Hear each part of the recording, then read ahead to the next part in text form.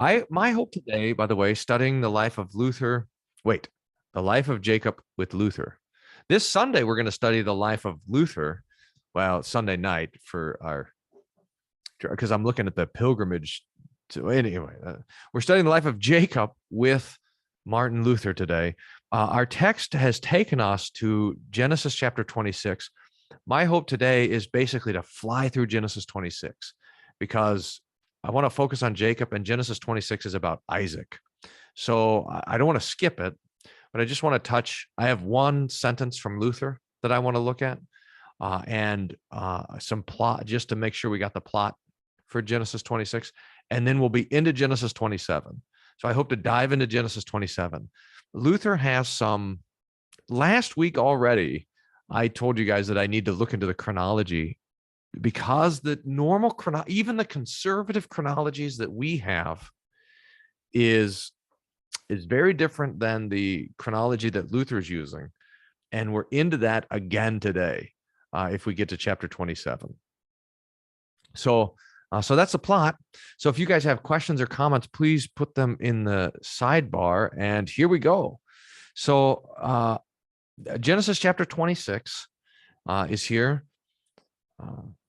Put this here. I'm going to put this here. I think I'm just going to highlight this through, and we're just going to roll through the chapter here pretty quick. So there was famine in the land beside the first famine that was in the days of Abraham. And Isaac went to Abimelech, king of the Philistines, in Gerar. Let me show you where that is, if I can pull up the map here. So here's the Holy Land. You see the Dead Sea. You see the Sea of Galilee up here. Gerar. I wonder how you say it. It's down here. Later in the chapter, we're going to get to Beersheba. And remember that the two major towns later, like in the prophets, they'll talk about that the things from Dan to Beersheba. So Dan is way up north, and Beersheba is way down south. And so these become kind of like the North Pole and the South Pole of the Promised Land, from Dan to Beersheba. So Hebron, as Abraham was around Hebron. I think Abraham's tomb is in Hebron still. He's gone down to Gerar. Abraham had dug wells all over this place. It's deserty, but there's access to water. Abraham has found this water. Abraham seemed to be kind of had a knack for finding water out in the wilderness there. That's going to come into the narrative here in a little bit, but here's where Isaac is with his family. So Jacob and Esau are with him, and then he's going to move to Beersheba. Okay, back to the text here. Edom. Oh, Pastor Nauman's asking about Edom. Let's see if we can. So Edom is going to be over down here. And so you have three kingdoms. Oh, for heaven's sakes. I should probably be less tired to think about these. You have three kingdoms over here. You have Edom, and you have Moab, and you have what's up north. But so Edom is generally in the south, Moab kind of central, or vice versa. And those are going to be all on the east side of the Jordan River. Let's see if it'll pull up Edom. Ammon, that's what it is. So Ammon, Moab, and Edom are going to be these regions on the east side. Here's the Jordan River. Here's the Dead Sea. Ammon, Moab, and Edom. And they're going to kind of flex. So sometimes Edom will grow this way. Sometimes Moab will push it. Ammon will be moved up south, and sometimes so depending on what time you're looking at, these three kingdoms are kind of always at war with one another. But can we remember A-M-E? A-M-E. I wonder, Ammon, Moab, Edom, for those three kingdoms that are there. Okay. Good. Okay. So the Lord appears, and he went to Gerar. The Lord appeared to him and said, "Do not go down to Egypt. Live in the land which I shall tell you. Dwell in this land, and I will be with you and bless you. For to you and your descendants I will give these lands, and I will perform the oath which I swore to Abraham your father. and I will make your descendants multiply as the stars of heaven. And I will give your descendants all these lands, and in your seed all the nations of the earth shall be blessed. Now, we spent some time talking about that last week, how the Lord comes to Isaac and re-preaches the promise he gave to Abraham. And Luther was, it's kind of really nice, actually, how Luther was reminding us here how difficult the circumstances were for Isaac as he was dealing with this, all the difficulties of having this kind of huge family in the middle of a famine. And so the Lord comes to him and reminds him that he does have this promise. Abraham obeyed my voice, kept my charge, my commandments, my statutes, and my laws. Those words for the Lord's law are what we see in Psalm 19, Psalm 119, statutes, laws. All the Lord speaks, and maybe just to highlight here that what set Abraham apart was the word of the Lord. It's really wonderful. Okay, but I'm just going to keep reading here because I want to kind of press through this chapter. So verse 6, so Isaac dwelt in Gerar, and the men of the place asked about his wife. And he said, she is my sister, for he was afraid to say, she is my wife. Now, this has already happened twice with Abraham, and now Isaac is doing it too. So anyway, this is, I don't know what to, I mean, there's probably a lot to say. When things get so disordered that you have to be deceptive about marriage, then things are really bad. He thought, lest the men of the place kill me for Rebekah, because she is beautiful to behold. Now it came to pass, when he had been there a long time, that Abimelech, king of the Philistines, looked through a window and saw there was Isaac showing endearment to Rebekah, his wife. And Abimelech called Isaac and said, quite obviously, she is your wife. So how could you say she is my sister? Isaac said to him, because I said, now what is Abimelech doing looking through the window? But everyone, we should probably remember that in the ancient world, everybody lived like right close by. I mean, cities were tight. So anyway, everyone was in everybody else's business. So, sorry, let me get my pointer. I said, lest I die on account of her. And Abimelech said, what is this you have done to us? One of the people might have soon lain with your wife, and you would have brought guilt on us. So Abimelech charged his people, saying, he who touches this man or his wife shall surely be put to death. All the guys were lining up to be suitors for Rebekah, and that would have been bad. Then Isaac sowed in the land and reaped the same year 100-fold. That's maximum crop. Remember, Jesus tells the parable about the sower, and some harvest 30-fold, 60-fold, some 100-fold. That's it. So, the Lord blessed him. The man began to prosper and continued prospering until he became very prosperous. So from famine to prosperity. So this move for Isaac has worked out well, at least as far as having food goes. But, you know, there's danger also in prosperity. So that's what's going to show up here. For he had possessions of flocks and possessions of herds and a great number of servants. So the Philistines envied him. You know, he went there, he had nothing. They were starving, counting their ribs. And now they've got this huge flocks. And now the problem is envy. And the Philistines had stopped up all the wells which his father's servants had dug in the days of Abraham, his father, and they had filled them with the earth. In other words, they're plotting against Isaac. They don't want him to be able to raise his crops, his livestock and stuff. So they're stopping up these wells, which is a real hassle. And Abimelech said to Isaac, go away from us, for you're much mightier than we. He's got to go to the grocery store and buy bottled water. In fact, that's probably actually what happened. When they stop up the wells, he's got to go and buy water from the people who have wells. And this is a bad deal. But finally, it doesn't stop Isaac from being prosperous. So Abimelech has to drive him away. So Isaac departed from there and pitched his tent in the valley of Gerar. So from Gerar to the valley of Gerar, probably not too far away. He dwelt there, and Isaac dug again the wells of water, which they had dug in the days of Abraham his father, for the Philistines had stopped them up after the death of Abraham. So this is really interesting that these wells, Abraham had found water in all these desert places, and they had stopped them up. And now Isaac remembers, and he goes back and re-drills the wells, redigs the wells, and renames them, because when you had a well, you basically had a city. If you could bring water into the midst of the wilderness, then you could survive, you could farm, you could have livestock, you could put a city there. Otherwise, it's just desert. So these wells have names. In fact, it's going to be at one of these wells that Jesus encounters the woman at Samaria. Someone sent me a question about that this morning.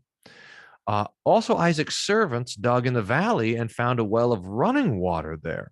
So an underground waterway. But the herdsmen of Gerar quarreled with Isaac's herdsmen, saying, that water is ours. So they have a water dispute. So he called the name of the well Esau, because they quarreled with him. Then they dug another well, and they quarreled over that one also. So he called its name Sitnah, and he moved from there. What do these names mean? If I click on it, will it tell me? Hostility. Sitnah means hostility, and Esau means contention. Contention and hostility. And he moved from there and dug another well, and they did not quarrel over it. So he named it Rehoboth, because he said, for now the Lord has made room for us, and we shall be fruitful in the land. So he's moving around, digging wells. People are kind of mooching on his water finding genius, so forth, till he finally gets a spot where they're not fighting. Then he went up from there to Beersheba, and the Lord appeared to him the same night. So after these moves, notice it's interesting to me that the Lord appears to Isaac after the moves, not before the moves. Beersheba. So after he moves from Gerar to Beersheba, so Gerar here, Beersheba here, then the Lord appears to him. The Lord appeared to him that same night and says, I am the God of your father Abraham. Do not fear, for I am with you. I will bless you and multiply your descendants for my servant Abraham's sake. So he built an altar there and called it on the name of the Lord, and he pitched his tent there, and there Isaac's servants dug a well. In fact, that's going to be why they called it Beersheba. Then Abimelech came to him from Gerar with Ahuzath, one of his friends, and Pichol, the commander of his army. So you have to say, what's Isaac, what's the trouble now, guys? Look, I'm trying to move around to give you space and me space so we don't have to fight all the time. Isaac said to them, why have you come to me, since you hate me and have sent me away from you? But they said, we have certainly seen that the Lord is with you. This is quite wonderful.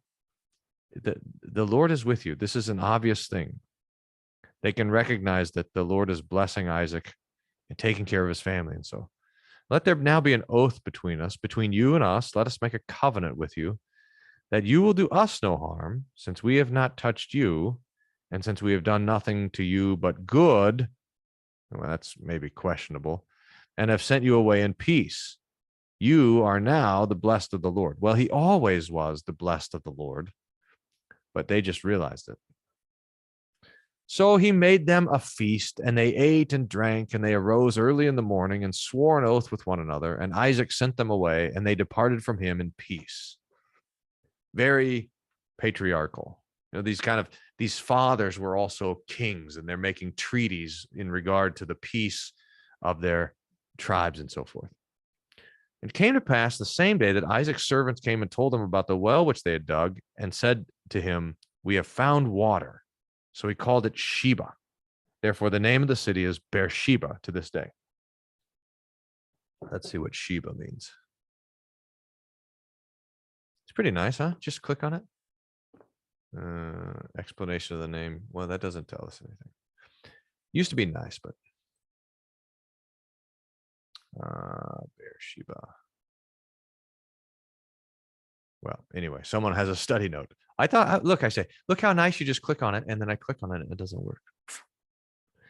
Sheba sounds like the Hebrew word for oath. Oh, Beersheba.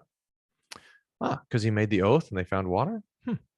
When Esau was 40, okay, now here's where we need to pick up on the plot. Let me get one line from Luther here on this chapter, just because I really like Luther on the martyrs, and so there he had this really nice line in here. Look at all that we're skipping. This would have taken us a year and a half to do. Here it is. Let us learn from this that our trials are far lighter than the trials of the saintly patriarchs were. We are delicate martyrs. We who live amid an abundance of all things. Delicate martyrs. Okay. So anyway, just let Luther insult us. It's probably true. We are delicate martyrs. Consequently, such accounts are completely without precedent. Nor is there anyone today, even amongst the saintliest persons, who would be able to bear these things. They're compelled to wander through the villages to Hebron, even to the desert, as far as the well of the living and the seeing. Moses does not record from what source they got their water, to fetch drinking water from that place for themselves and for the cattle. Who would not be disturbed by such great indignity? So this is the difficulties that they were facing. Okay, now down to verse 34. When Esau was 40 years old, he took as wives Judith, the daughter of Beri the Hittite, or Beeri. How would you like to pronounce that? Beeri the Hittite. Some of you are going to want that as a nickname, or maybe this guy. Here's the other wife, Judith, and Basemath, or Basemath, the daughter of Elon the Hittite.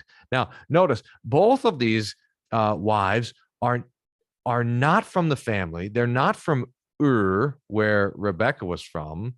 They're not from Abraham's family, nor are they from the Promised Land. They're Hittite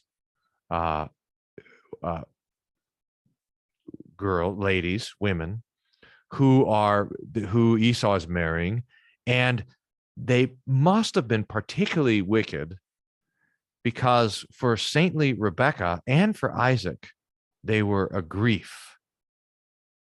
So that these wives of Esau, and so Judith and Basemath, I think that's probably how to pronounce it, but I'm not, were a great sadness to Isaac and Rebecca. But Jacob is not married. And in fact, Luther's going to calculate this, that Jacob is not, he's not going to get married until he's run off. So that Esau is going to get married at age 40. Jacob is not going to get married until age 87. And so there's going to be 47 years that Esau is married and having children, and no doubt grandchildren. He has 2 wives here, so that his family's going to be growing, and Jacob still has no children at all. And so you see part of the problem, that the Lord had given the promise, your children are going to be as many as the sand of the sea. And Esau has this huge, big family, and Jacob is still a bachelor. Okay. So there is chapter, now we went very fast through that. That's chapter 26. So now we're going to get to the blessing of Jacob. So that's chapter 27. But let me pause here and see if there's questions. Marcia says, what about Judith? I don't know if we know anything more about Judith.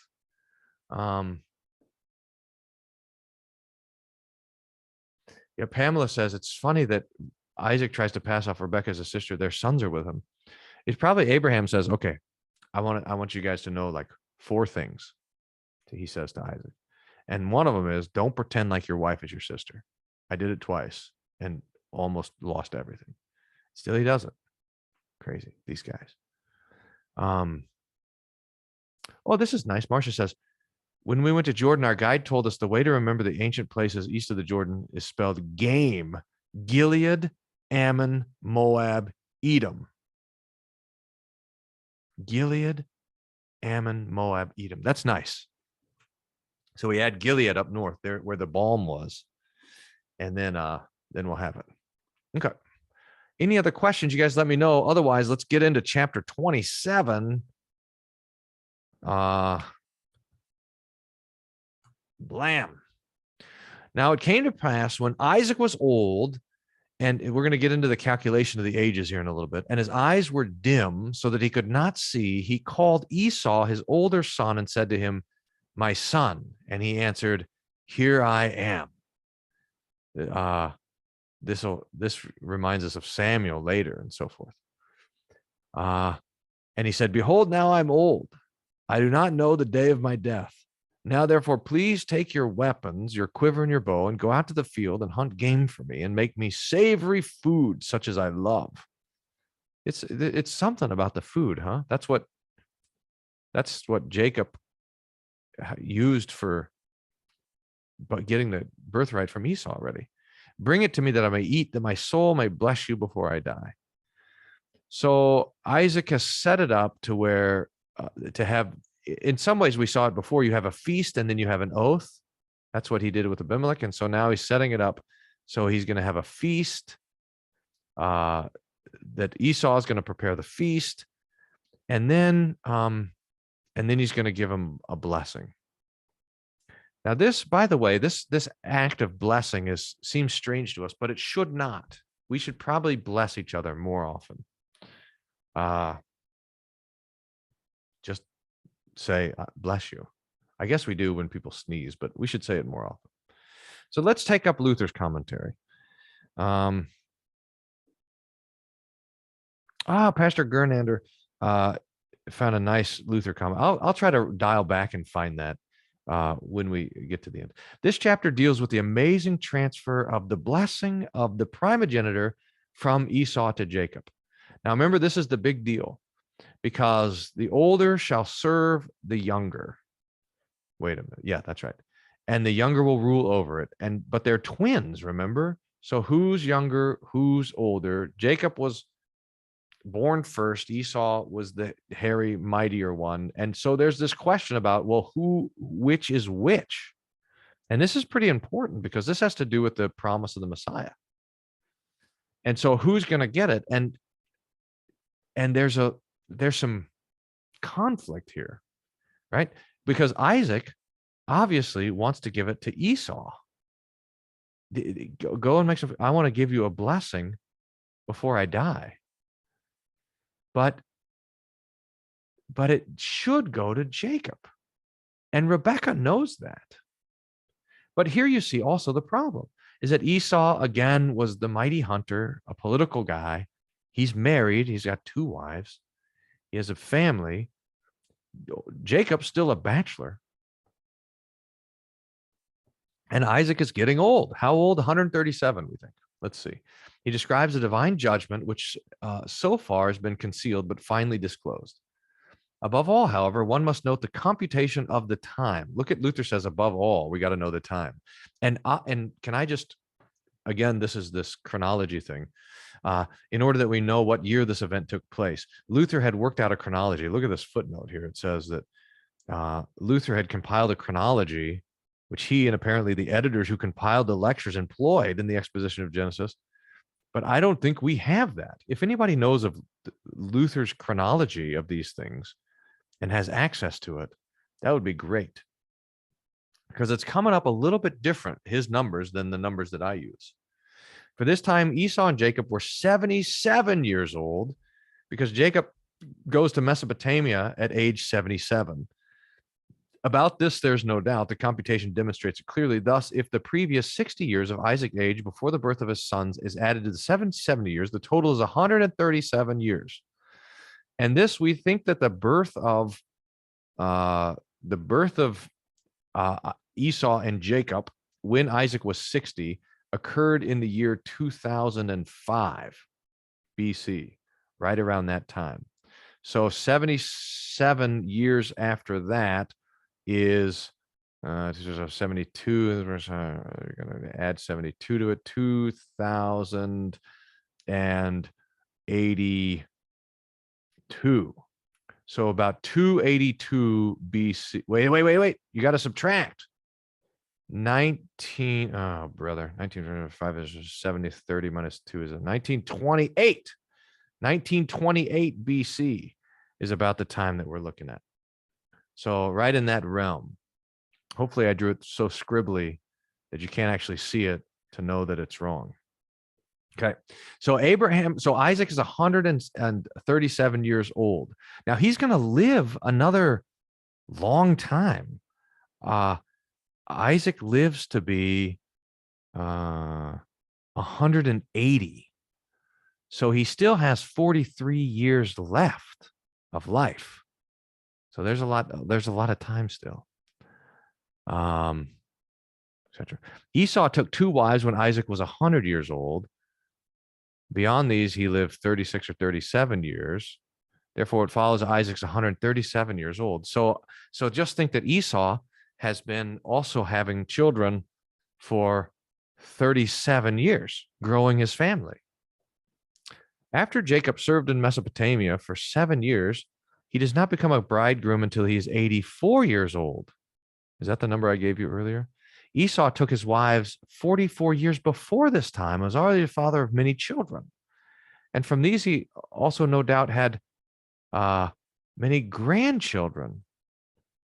For he had been a husband for 37 years, during which numerous children are begotten, especially from 2 wives. Consequently, he, Esau, had a large household and a tent of his own, together with his wives and children, as will come clear below. He was the prince and lord in Isaac's house, and had two ladies of the house, and many children and grandchildren. So we see the situation here with Isaac, with Esau in the big house and Isaac with nothing. He hopes that nothing will prevent him from succeeding his father. Jacob is wretched and disheartened. He has no hope at all, but is looking only for a gift. And after receiving it, he expects to be sent away from his father's house and to leave everything else to his brother Esau. This expectation of both lasts for 37 years. So as soon as Luther's understanding here, as soon as Esau is married, then Jacob is like, I'm basically cut out here. But eventually Isaac thinks, look, I am more than 137 years old. And now you must think about departing from this life and about making arrangements for your descendants. For after the flood, the fathers no longer reached the age of 200. And by that time, of course, nearly all had died except Eber alone. Look at this. All the majesty of the patriarchs had been buried. So Eber is the only one left. Shem is gone. Selah is gone. They've all died. But those great men of old are gone. And and Abraham is about to die also. I'm going to show you the timeline that I like to use. Let me pull it up for you here. Let me zoom in on this, and then I wonder how to, yeah. The timeline that I like to use is from this Holy Pig website. I got to show it to you. Schwarzentrover. You can see the website there. This is the one that I like to look at. Again, it's a little bit different than Luther's timeline, but you see here, we see Isaac. Here's Isaac's line. And he's going to live to be 180. Here's Ishmael. Abraham has died already. Here's Levi. So here's the deception. Yeah, 1928. That's the date that we had there for the deception of Isaac and Jacob, 1928 BC. But look, all the fathers are gone. Let's see if we can go back one timeline here. So here's Abraham died in 1990. Shelah we have died here in 2047. Eber in 2020. Now I think Luther still has Eber alive. So Luther has, and this is the difference, is that Luther has these guys extended out further. Eber still alive. Shem was underneath here. He goes even further. So Luther has those guys still alive. But here's the point: is by the time we get to the events that we're going through now, Abraham is gone. Ishmael is gone. He's died.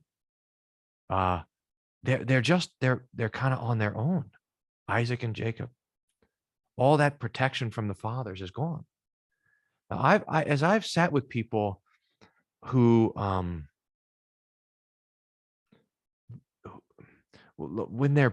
especially when your parents die, there's something that happens where it's like you're in a convertible now, or it's like you're living in a house with no roof. It's like there's exposure. As long as there's generations above you, it's almost like you're protected in some ways.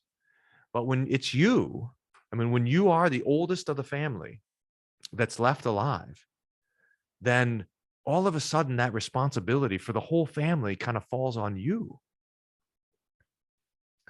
And it's a disorienting experience. I don't know it. I have grandma still and my parents still. So I don't know that experience. But I've been with people and kind of as they've tried to articulate it, and it's a somewhat kind of lonely feeling in the universe. Even if you're married and have children and grandchildren, it's like that it's like a sandwich and the top piece of bread is taken off. And now there might be bread below, but you're the meat and cheese on the top. So you got to think about that with Isaac here. I mean, he can't go talk to Abraham. He can't go talk to Shem. It's just, they've got to sort this out themselves. It's really something. Lois says, yeah, that's knowing what that's like with mom dying. That it's a disorienting sort of feeling. So that's what's going on. So all the majesty, so Luther captures that in this line here. All the majesty of the patriarchs is buried. They can, Isaac can go to the grave of Abraham, the grave of Shem, but he can't talk to him. Isaac is alone together with his sons. He's the patriarch and pope in the world. And I don't think Luther normally uses pope as a bad word, but not here. In other words, he's the king and he's the father, and he's the head of the church, the bishop. Therefore, he thought the rest of the fathers, let's see. Sarah says disorienting is a good word to describe it. Vera says that's why it's good to have a father confessor when your parents are dead or you grew up by yourself, right? That's really right. Therefore, he thought, the rest of the fathers, with the exception of one or two, did not live to 200 years. I will not hope for a longer life. When Isaac was old, says Moses, namely when he was 137, and his eyes were dim, perhaps not so much because of age, but because of some other mishap.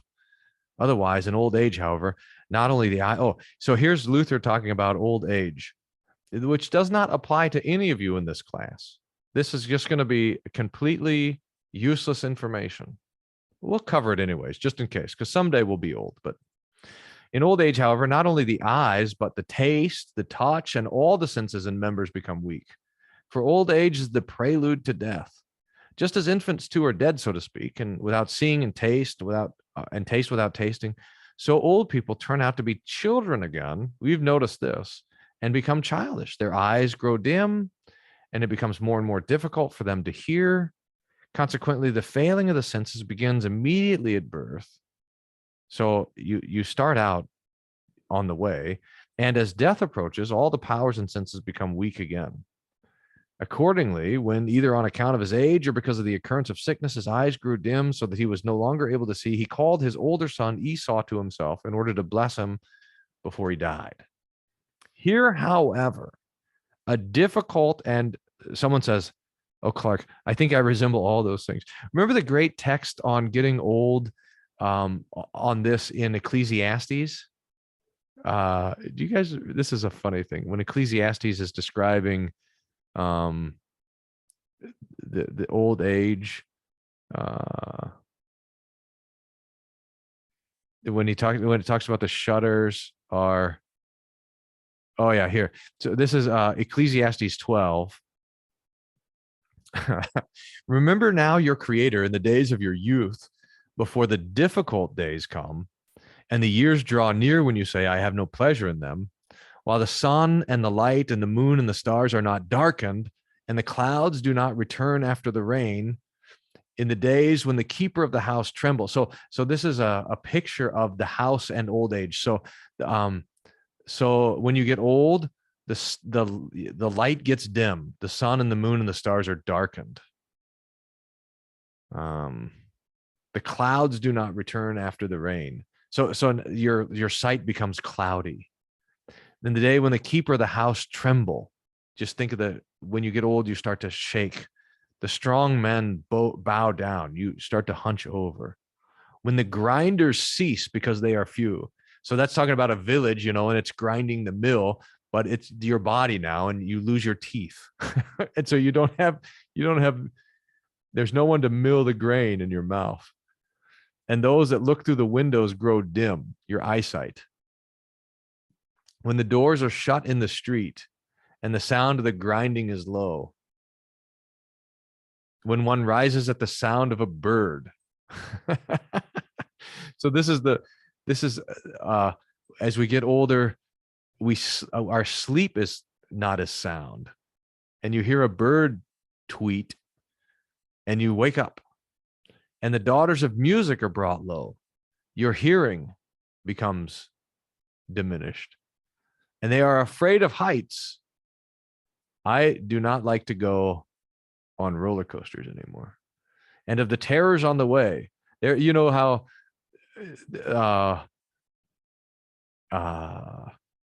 this is the sort of carefulness that comes along with age. You drive slower. When the almond tree blossoms, that's the white hair. The grasshopper is a burden. I'm not sure what that means. And desire fails. This is probably husband and wife stuff. And then man goes to his eternal home, and the mourners go about the streets. So this picture of the vigor of youth being lost. That's the poem that's in Ecclesiastes. And so Luther's talking about that. Okay.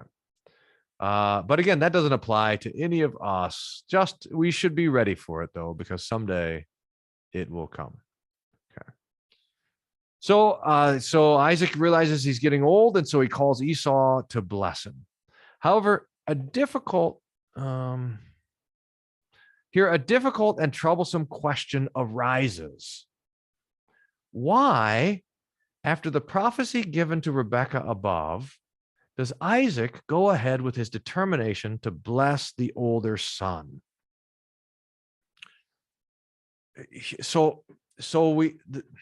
It's really quite nice just to have this as the sort of theological driving point of the text, because we have the promise, Genesis 25:23, the older will serve the younger, and Rebekah has that. Isaac also knows it, But Isaac is determined to give his blessing to Esau. Why?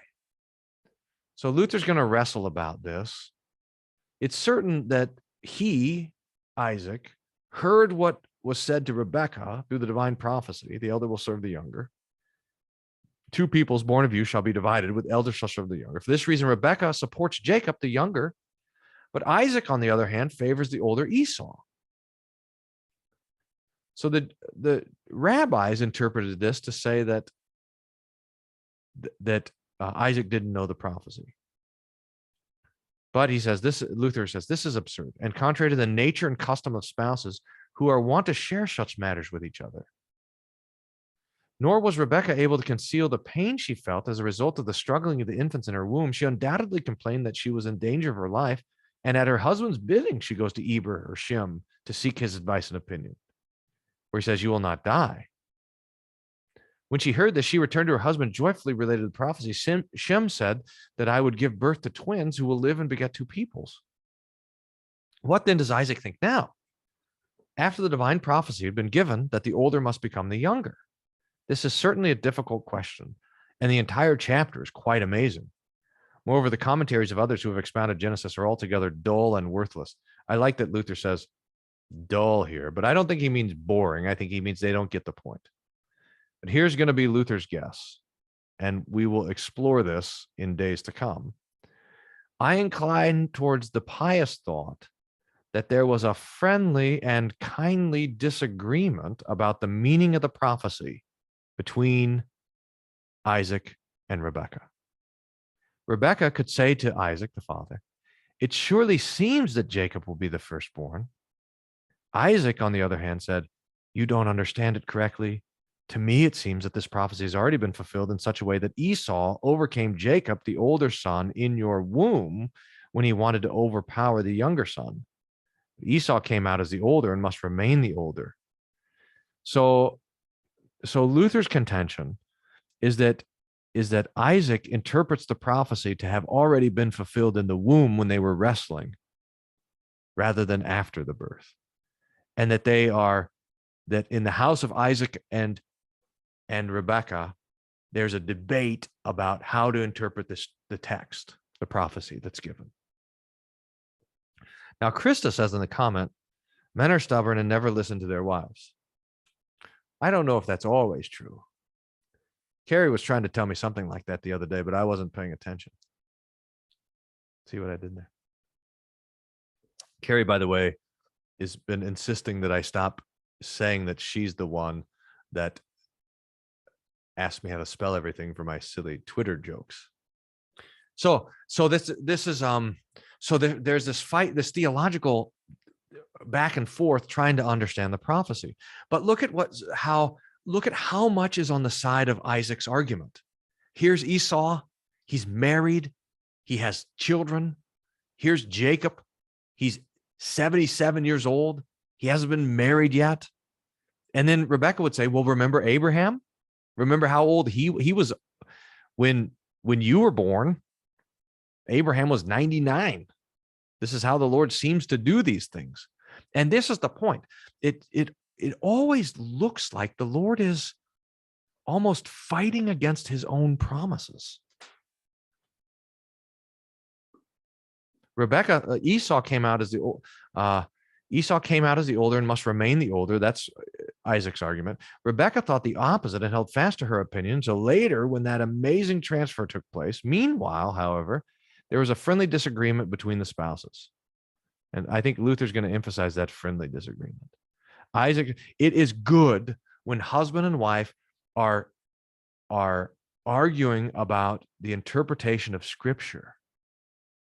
Those are the best arguments. Those are the arguments that bring fruit. And those are the arguments that can be friendly, that can also be fun, and where the Lord gives us wisdom.